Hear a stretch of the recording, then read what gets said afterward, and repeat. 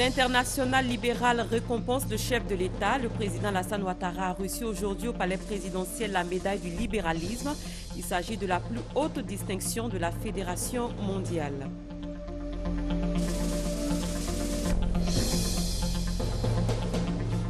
C'est parti pour les états généraux de la forêt, de la faune et des ressources en eau.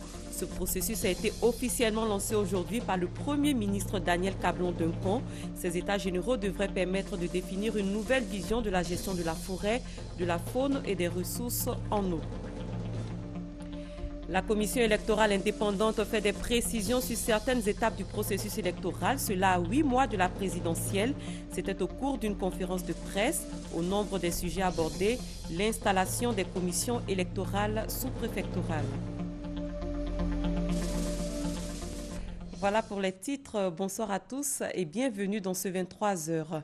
On se rend au palais présidentiel. Le président de la République, Alassane Ouattara, s'y est entretenu avec un groupe d'investisseurs internationaux. La délégation avait à sa tête le président de la commission de l'UEMOA, Cheikh Hadjibou Soumaré, et le président de la BOAD, Christian Adolandé. Avec le chef de l'État, ces investisseurs ont échangé sur des programmes de partenariat public-privé à travers des projets intégrateurs de l'UEMOA. Viviane Haïm. Commis par ses pairs chefs d'État de l'UEMOA pour trouver des financements pour la construction d'infrastructures dans les différents pays de l'Union, le chef de l'État ivoirien, le président Alassane Ouattara, avait chargé le président de la commission de l'UEMOA, Cheikh Hadjibou Soumaré, et le président de la BOAD, Christian Adovelandé, de mener des investigations auprès des milieux d'affaires internationaux en vue de trouver des investisseurs. Ainsi, à la faveur de la grande conférence de Dubaï au mois de septembre 2014, plusieurs investisseurs ont marqué leur intérêt pour 5 projets qui leur ont été présentés. Il s'agit de projets à caractère intégrateur dans lesquels la Côte d'Ivoire est impliquée. À Dubaï, nous avons retenu 5 projets. Le projet d'autoroute Yamoussoukro-Ouagadougou, le port sec de Fek-Sédougou, les postes juste à poser avec la frontière du Burkina et des projets en matière de sécurité alimentaire, notamment plus de 1000 hectares d'aménagement hydro-agricole. Ce qu'il faut dire, c'est que ces projets totalisent un volume de financement d'à peu près 3 500 milliards de francs CFA, auquel il faudra ajouter, après la séance de travail que nous aurons tout à l'heure avec les départements techniques, avec les ministères techniques, les projets additionnels, les projets nationaux additionnels. Conduisant ces investisseurs auprès du chef de l'État, le président Alassane Ouattara, le président de la commission de l'UEMOA et le président de la BOAD lui ont soumis les termes des différents accords passés avec ces investisseurs. Nous n'avions pas pris des engagements pour nous enfermer. Nous avions dit, nous vous proposons. Si vous acceptez, vous réalisez. Si vous ne pouvez pas réaliser, nous prenons notre liberté d'aller chercher d'autres sources de financement. Nous avons donc travaillé avec eux sur les projets qui avaient été arrêtés pour la Côte d'Ivoire. Hier soir, nous sommes venus, Monsieur le Président de la République, comme vous le savez, nous sommes toujours très fiers d'être ici en Côte d'Ivoire, moteur de notre sous-région. Et nous nous sommes permis de demander à la délégation de pouvoir monter sur le pont, Monsieur le Président de la République, qui est toute une fierté, non pas pour la Côte d'Ivoire, mais pour toute la sous-région. Et pour tout ce que vous faites dans les infrastructures en Côte d'Ivoire, nous en sommes très, très, très fiers. Et ils ont pu voir les réalisations que vous êtes en train de mener. La Côte d'Ivoire, il y a de cela moins de 5 ans, et la Côte d'Ivoire d'aujourd'hui, nous avons vu les progrès qui ont été grâce à votre leadership. Donc nous voulions vous remercier en tant que fils de la région et pour vous avoir connu aussi pour votre engagement au profit de l'intégration. Le président de la République a félicité l'aboutissement des démarches menées par le président Cheikh Hadjibou Soumaré et Christian Adovelandé. Il a rassuré quant à la poursuite des projets intégrateurs entre la Côte d'Ivoire et le Burkina Faso. C'est vraiment la région entière qui vous félicite et vous remercie pour donc les dispositions prises pour la visite des investisseurs. Avec le changement de la situation politique au Burkina, nous avons peut-être une période de flottement, mais je voudrais que les investisseurs soient rassurés que donc il y a une normalisation il n'y a pas eu de changement dans les relations entre la Côte d'Ivoire et le Burkina et par conséquent, ces projets doivent se poursuivre et nous comptons sur leur appui pour pouvoir continuer d'aller de l'avant, notamment le projet de chemin de fer et le projet de l'autoroute, qui sont des projets concernant directement les deux pays. Et à cet effet, donc, nous continuons, d'ailleurs, le ministre de l'Intégration est en contact permanent avec les autorités burkinabées et nous espérons que donc, tout ça, surtout à l'occasion du traité d'amitié entre les deux pays qui se tient la dernière semaine du mois de juillet, ce sera l'occasion pour nous de passer en revue tous ces projets et nous devons essayer de faire en sorte que ces grands projets d'infrastructure puissent employer le maximum de jeunes. Au sortir de l'audience avec le président de la République, ces investisseurs devaient avoir des rencontres bilatérales avec les ministres concernés par les différents projets soumis à exécution. Nous restons au palais présidentiel pour nous intéresser à cette distinction du président de la République. Le chef de l'État, Alassane Ouattara, a reçu de la part de l'Internationale libérale la médaille du libéralisme. Il s'agit de la plus haute distinction de la Fédération mondiale. La remise de cette récompense s'est faite cet après-midi. Nous retrouvons Viviane Naïm. L'Internationale libérale, qui est la fédération mondiale des partis politiques libéraux du monde entier, existe depuis 1947. Le RDR fait partie de cette organisation transnationale. Anciennement président du RDR, aujourd'hui président de la Côte d'Ivoire, le chef de l'État, le président Alassane Ouattara, est membre de l'Internationale libérale qui a tenu ici à Abidjan son congrès en 2012. Cette organisation est fière de compter en son sein cet illustre membre. Et pour le signifier, son président, Dr Julie Minoves Trikeli, à la tête d'une délégation de 7 membres de l'organisation, est venu remettre ce vendredi au président de la République la plus haute distinction de l'Internationale libérale, qui est la médaille du libéralisme. Heureux de recevoir cette distinction, le président de la République a dit une nouvelle fois sa foi en l'efficacité du libéralisme comme moteur de progrès et d'avancement. Je suis très sensible à cet honneur qui m'est fait et je voudrais vous demander d'en remercier bien sûr les membres de l'Internationale libérale, mais également le comité exécutif qui a pris cette décision. Je reçois cette médaille bien évidemment au nom de mes compagnons du libéralisme. Je ne suis que le porte-parole de ce mouvement du libéralisme en Côte d'Ivoire, qui est donc reflété en fait par plusieurs partis politiques, pas seulement le Rassemblement des Républicains, mais également d'autres partis tels que le PDCI, RDA et l'UDPCI, qui sont également des partis libéraux. Nous prônons ici un libéralisme à visage humain.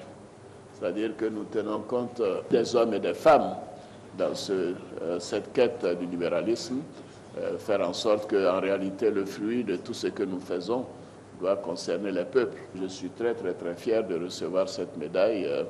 Nous considérons en Côte d'Ivoire qui est un pays libéral et qui montre que par des politiques libérales bien encadrées, on peut aller très vite.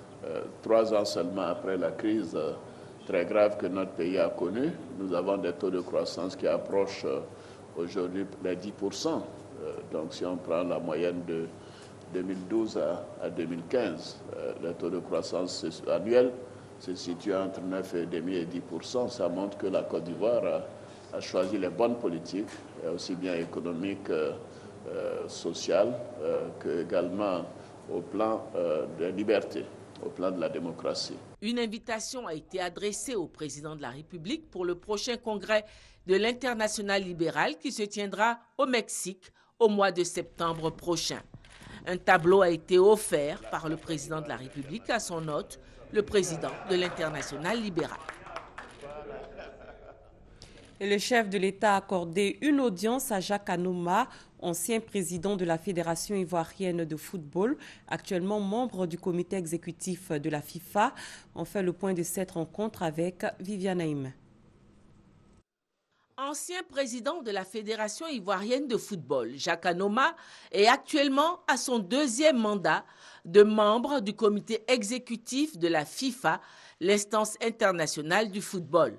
Candidat pour un 3e mandat au comité exécutif de la FIFA, l'ancien président de la FIFA tenait à informer le président de la République. Ça fait déjà un moment que je n'ai pas eu l'honneur de rencontrer le président. J'ai souhaité le rencontrer pour diverses raisons. Bientôt, il y aura le renouvellement des membres africains au sein de la FIFA et que la Fédération ivoirienne de football a bien voulu parrainer ma candidature. Et donc, j'en ai profité pour l'informer et demander son appui total pour que cette campagne puisse se passer dans de meilleures conditions. L'ancien président de la FIFA n'a pas manqué de féliciter le président de la République pour la victoire des éléphants. J'en ai profité pour le féliciter de vive voix pour le trophée qui est arrivé en Côte d'Ivoire, la coupe, et surtout l'aide qu'il a apportée à notre jeune frère Sidi pour que cette coupe puisse arriver en Côte d'Ivoire. Le représentant ivoirien à la FIFA totalise déjà 8 ans de présence dans cette instance du football international. Il lui faudrait compter 12 ans de présence pour devenir membre d'honneur du comité exécutif de la FIFA. Le trophée de la CAN 2015 porté par des membres de la Fédération ivoirienne de football est arrivé aujourd'hui chez le Premier ministre Daniel Cablon-Duncan. Et c'est avec beaucoup de fierté que le chef du gouvernement a pu voir et toucher la belle dame, nous dit Oda Legbe. Après l'état-major général des armées, Dame Coupe est arrivée à la primature ce vendredi 27 février chez le Premier ministre Daniel Cablon-Duncan. Les ministres de la Communication, Afoussiata Bomba Lamine, du Sport, Alain Lobognon, et le directeur du cabinet du Premier ministre étaient à cette cérémonie. Le président Sidi Diallo, accompagné des membres du comité exécutif de la Fédération ivoirienne de football, ont saisi l'opportunité pour dérouler le calendrier de la tournée de présentation de la Coupe qui démarre le 16 mars prochain et traversera 15 villes de la Côte d'Ivoire. 23 ans après le sac de Dakar 92, le peuple de Côte d'Ivoire a espéré remporter de nouveau ce trophée. Et voilà que le bon Dieu nous a fait grâce en nous offrant cette belle coupe. Merci d'avoir donné l'occasion aux Ivoiriens de se retrouver tous comme des sœurs et frères, oubliant leurs différences. Les invités de cette cérémonie ont eu le privilège de toucher la belle dame. Et après cela, le Premier ministre Daniel Cablon-Duncan a donné aujourd'hui le coup d'envoi des États généraux de la forêt, de la faune et des ressources en eau. Ce processus devrait permettre de définir une nouvelle vision de la gestion de ces ressources, mais aussi d'asseoir les bases pour leur gestion durable. La cérémonie s'est déroulée dans le jardin botanique de Bingerville. Depuis bientôt une décennie, la Côte d'Ivoire perd 200 000 hectares de forêt par an. Le pays a vu en un siècle disparaître 80% de sa forêt dense. De nombreuses espèces fauniques ont disparu ou sont menacées de disparition. À cela s'ajoute la pollution et l'assèchement de plusieurs cours d'eau. À ce jour, la superficie de la forêt dense, naturelle et luxuriante couvre à peine 6% du territoire national. Quand le taux de couverture minimum conseillé par la communauté internationale est fixé entre 20 et 30%, au niveau de la faune, de nombreuses espèces ont totalement disparu ou sont menacées d'extinction avec des taux de disparition compris entre 90 et 98%. La perte du couvert forestier ne permet plus une recharge suffisante des nappes souterraines avec comme conséquence la difficulté pour les fourrages d'accéder à la nappe d'alimentation. Les États généraux de la forêt, de la faune et de l'eau doivent définir une nouvelle politique de gestion durable de ces ressources. Le Premier ministre Daniel Cablon-Duncan a salué ce processus avant de donner le coup d'envoi des activités.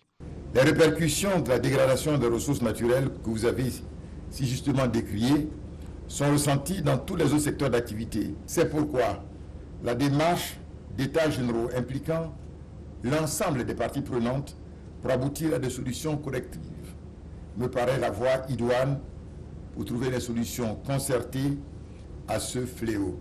Je déclare ouverts les États généraux de la forêt, de la faune et des ressources en eau. Ces travaux vont se dérouler en 3 phases.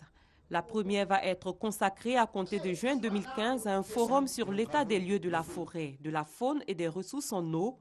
La deuxième à l'élaboration du plan de développement stratégique 2016-2040 et la troisième phase à une table ronde des partenaires techniques et financiers. Tous ces efforts devraient concourir à la renaissance d'une Côte d'Ivoire verte et luxuriante. Les habitants d'Abidjan Sud sont soulagés. Ils bénéficient depuis quelques semaines de l'eau potable, une denrée rare il y a quelque temps. Cette desserte en eau potable sera renforcée par la mise en service de la station d'eau de Bonoa. Alexis Ouedraogo. Monsieur Yapi est propriétaire d'un pressing. Son magasin se situe à Marcory-Remblai, non loin du marché. Ce matin, il est heureux. Depuis quelques semaines, les affaires vont bien. Depuis le mois de février, on remercie le Seigneur. C'est très bien fait. Et bon, actuellement, à présent, je suis en train de vous parler. Je travaille et il y a de l'eau. L'affaire n'a pourtant pas été toujours rose. Les problèmes d'eau ont failli plus d'une fois lui faire mettre la clé sous le paillasson. Quand on a des livraisons à laver, on attend quand il y a l'eau, surtout, qu'on peut faire les lessives. Mais quand il n'y a pas l'eau, on est obligé d'attendre. Et on peut avoir des habits tellement entassés qu'on ne peut plus les laver. Non loin de lui, Marie-Paul a elle aussi constaté l'amélioration de l'approvisionnement en eau. Depuis quelque temps, on a constaté que sans le suppresseur, on peut avoir un peu d'eau. Voilà. La pression n'est pas forte, mais ça va. Son voisin Serge aussi. Les matins comme ça, on n'arrivait pas à avoir de l'eau. Mais en tout cas, ces 2 jours-là, il y a de l'eau en abondance. Sincèrement, ça va. À n'importe quel moment, on descend, il y a de l'eau en bas. Pourtant, avant, ce n'était pas le cas. Ces bons points liés à la mise en service de la station d'eau de Bonoa, qui devrait être très bientôt inaugurée par le chef de l'État, devraient permettre aux populations d'Abidjan Sud, abonnées au manque d'eau, de garder le sourire devant des robinets désormais bien remplis. En bref et en images, direction Paris en France où se tient le Salon de l'agriculture. La Côte d'Ivoire, présente à ce rendez-vous, a décidé d'afficher ses ambitions agricoles. Le pays cherche surtout des voies et moyens pour moderniser davantage son agriculture. En marge de ce salon, ce sujet a été évoqué par le ministre Mamadou Sangafoua Coulibaly lors d'échanges avec des industriels et autres acteurs de la mécanisation agricole à Paris. Et de retour en Côte d'Ivoire, le processus électoral dans le pays était au cœur d'une conférence de presse tenue dans les locaux de la Commission électorale indépendante. Il a été notamment question de l'installation des commissions électorales sous-préfectorales et des commissions électorales des représentations diplomatiques. Une étape qui intervient après l'installation des commissions régionales, départementales et communales. Hamza Diaby. Après l'installation des commissions électorales régionales, départementales et communales par la CEI, place maintenant à l'installation des CESP et CERD. Nous nous apprêtons à installer les commissions sous-préfectorales. Mais avant, une mission de prospection conduite par les présidents des commissions régionales et départementales sera menée sur le territoire national afin de déterminer le nombre exact de commissions électorales sous-préfectorales à créer. À côté des commissions électorales sous-préfectorales, nous nous apprêtons à installer dans les représentations diplomatiques de notre pays, dans certains pays à l'étranger, des commissions électorales également. Il est demandé aux partis politiques de communiquer à la CEI au plus tard le 9 mars prochain les noms, prénoms ainsi que dossiers de leurs représentants. Lors de ce point de presse, Maître Victoire Allais a également évoqué la révision de la liste électorale. Les personnes concernées sont celles qui ont changé de domicile ou de nom et qui souhaitent faire modifier ces mentions sur la liste électorale. Les personnes à inscrire, ce sont les Ivoiriens majeurs non déchus de leurs droits civiques et civils, comme le prescrit le Code électoral. Nous avions classé dans cette catégorie les personnes qui ont acquis la majorité depuis le dernier recensement électoral, et celles qui seront majeures jusqu'au 31 mars 2015. Il y a également les personnes qui s'étaient abstenues volontairement de se faire enrôler ou celles qui, pour toute autre raison légitime, ne s'étaient pas fait enrôler sur la liste électorale. Puis, elle ajoute pour finir que dans le respect du Code des marchés publics, 5 opérateurs, dont l'Institut national de statistique, participeront à l'appel d'offres qui sera lancé en début de semaine prochaine pour mener l'activité d'enrôlement. Tournée de mobilisation des militants du Rassemblement des Républicains dans le sud de Comoé. Le secrétaire général par intérim du RDR, Amadou Soumaoro, a tenu des meetings à Tiapoum et à Boasso. Il a appelé les militants de ces deux localités à œuvrer pour la réélection du président Alassane Ouattara. Gabriel Zani.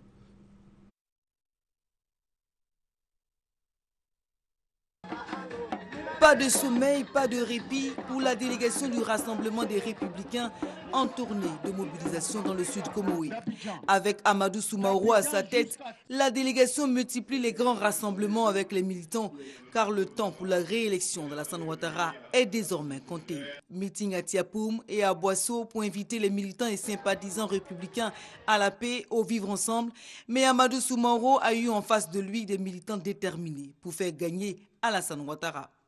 Je souhaiterais que tous les Ivoiriens rassemblés dans la paix, dans la convivialité, soient unanimes pour élire le président Alassane Ouattara. À Boasso, le secrétaire départemental du RDR a été investi. Bakary Koulibaly exprime son engagement politique. J'ai bon espoir que demain, aux échéances électorales d'octobre 2015, notre pays renaîtra plus uni et plus fort que jamais. Monsieur le ministre, aujourd'hui comme demain, ordonnez, nous exécuterons, commandez, nous obéirons. Un autre soutien de taille reçu lors du meeting d'Aboasso, la participation surprise de barons du PDCI, parti à l'origine de la candidature unique dans le RADP, la coalition footiste.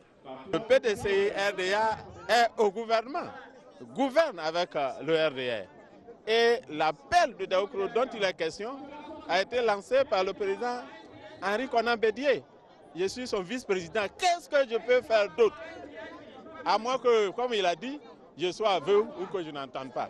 Et comme je vois, je suis là. C'est de coutume, la fin des meetings républicains prend chaque fois des couleurs de fêtes joyeuses et populaires, comme si responsables politiques et simples militants décident d'anticiper sur la célébration de la victoire à venir d'Alassane Ouattara.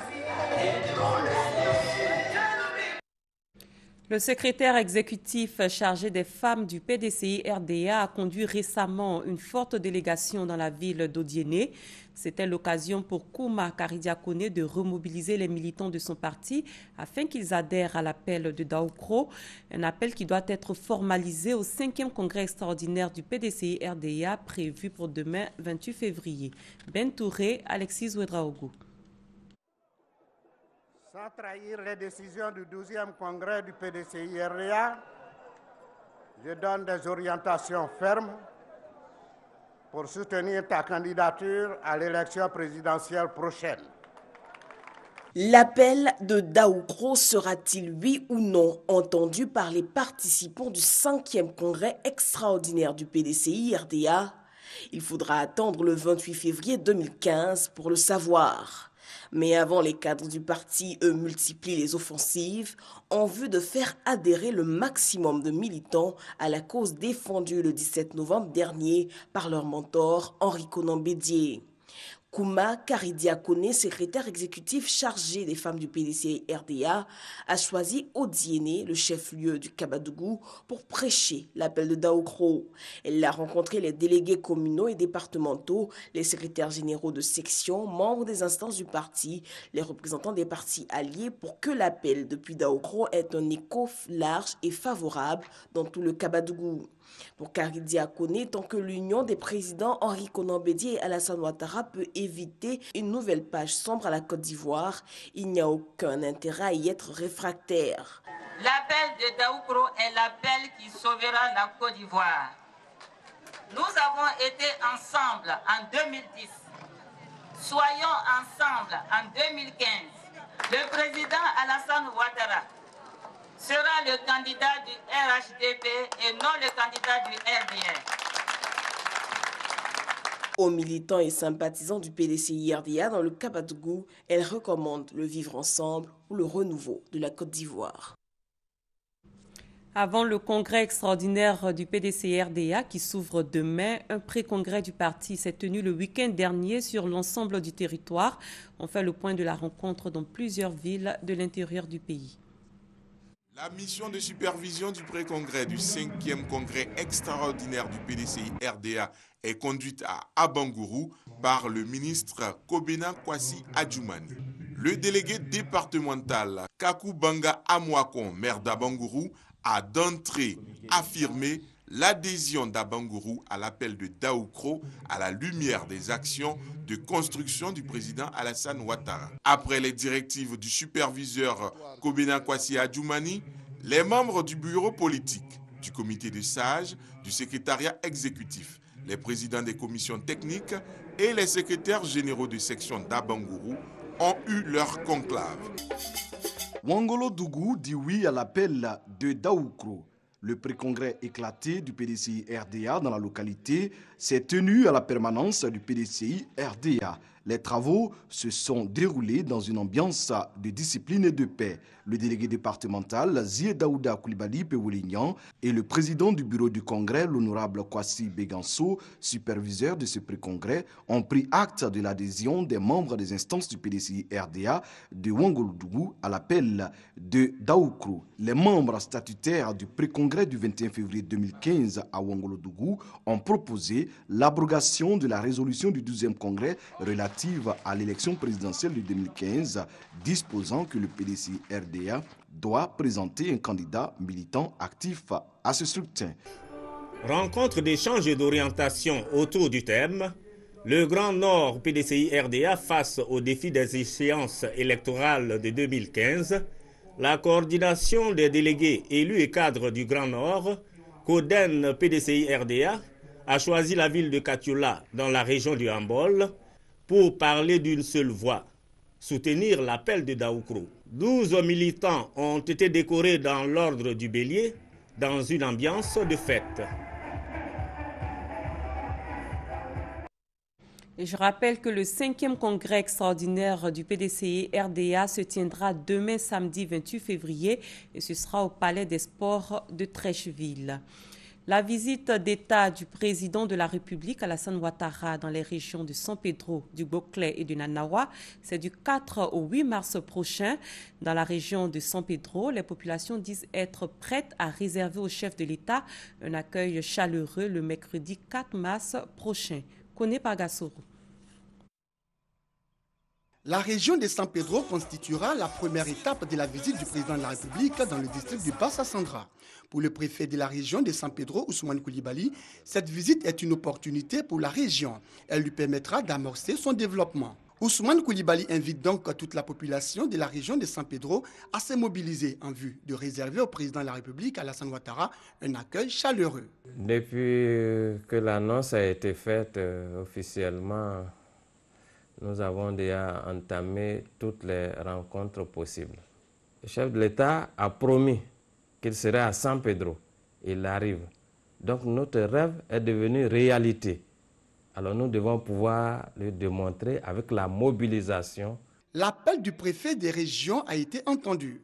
Chefs traditionnels, élus, cadres, femmes, jeunes, associations, ONG, forces vives, société civile, tous appellent à la mobilisation. L'arrivée du président de la République dans la région de San Pedro, pour nous les Kouroumen, est une joie illimitée. À la population de San Pedro, je voudrais leur demander de venir nombreux ce jour-là pour recevoir notre fils le 4 mars 2015. C'est une visite porteuse d'espoir pour toutes les populations. Nous devons tous être unis. Nous devons regarder dans la même direction. Notre seul objectif, c'est de réussir cette visite. Nous, jeunesse Kourou, constitués donc de 13 entités, 13 ethnies du Grand Ouest, invitons tous nos frères à une grande mobilisation. Une grande mobilisation à l'effet donc d'accueillir le président Alassane Ouattara. Aujourd'hui, le président Alassane Ouattara est le président de tous les Ivoiriens. J'appelle toute la population à sortir massivement afin de réserver un accueil triomphal au président de la République, son Excellence Alassane Ouattara. Les femmes de San Pedro, et en particulier celles du marché, attendent l'arrivée du président. Ce jour-là même, vous allez constater que les femmes vont tout abandonner au marché ici, fermer même le marché pour aller accueillir le président. Le port autonome ne veut rester en marge. Ça va être l'occasion de présenter à M. le Président les projets d'extension du port, les projets qui feront de ce port-là un port de grande référence au niveau de la côte ouest africaine. En somme, c'est une population engagée et déterminée qui attend avec beaucoup de ferveur la visite du président Alassane Ouattara dans la région de San Pedro. De l'est à l'ouest, en passant par le centre et l'Awasé. Et c'est la fin de cette édition. Merci de l'avoir suivi et très bonne suite de programme sur RTI1.